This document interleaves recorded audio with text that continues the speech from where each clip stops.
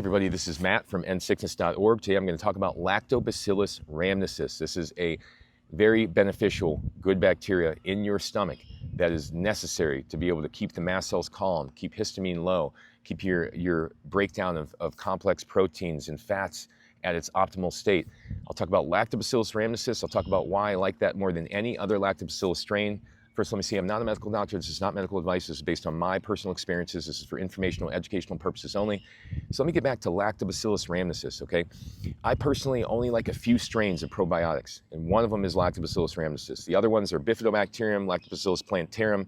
Those are really the main ones that are out there that can help your gut. You don't want to go too far in the Lactobacillus strains because often they can produce histamine, they can make inflammation worse, they can trigger the immune system, and when you have too much Lactobacillus, you have an environment where the body is just typically in a chronic inflammatory state. So you don't want to go too heavy with the Lactobacillus. It always wants to be balanced out with your Bifido or your other immune modulating bacteria. So let me talk about my favorite of all the Lactobacillus strains, which is Lactobacillus rhamnosus. Lactobacillus rhamnosus is extremely helpful for fighting off pathogens in the gut, removing the bacteria and protozoa. They're associated with diarrhea, with gut issues. It also is helpful for calming down mast cells and stopping degranulation of mast cells in the stomach, in reducing histamine, breaking down fats, proteins, those hard to break down foods.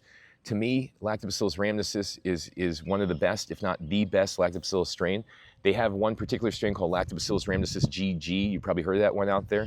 That's been around. It's clinically researched. It's actually derived from human beings. It's been clinically researched to show these anti-inflammatory benefits, the positive effect on food allergies, positive effect on gut function.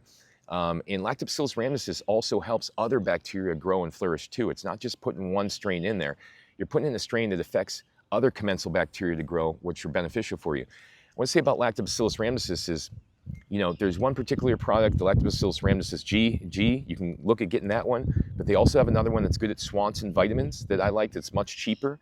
And, I take large doses of that at a time when I would take it. It would be like 3 times a week. I would take 6 capsules at a time and make sure I really notice the calming effect, the slowing down, the reduction in inflammation, the reduction in bloating. I'd want to make sure I notice the feeling when I take this. Otherwise, what's the point? Take 1 a day. What's it going to do for you, right? So I was taking like 6 a day, every other day or 3 times a week. Only seemed to need to do that for a few weeks to see improvements.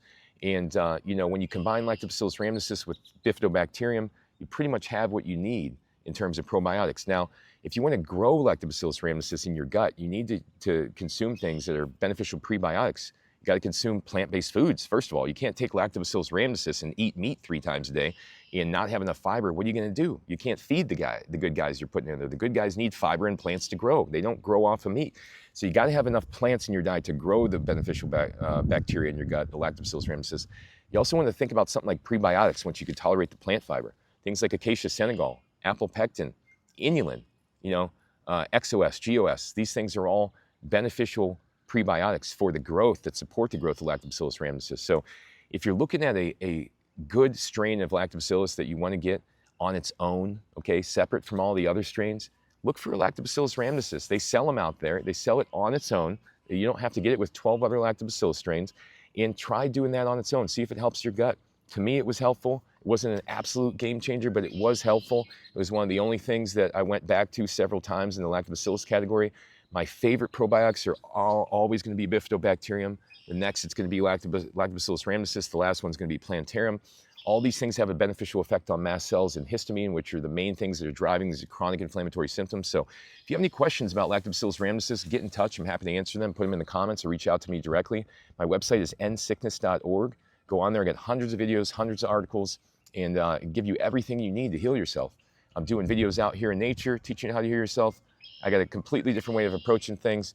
Take a look at my other videos to learn more about it. Thanks for watching, everybody, and hope to see you again soon.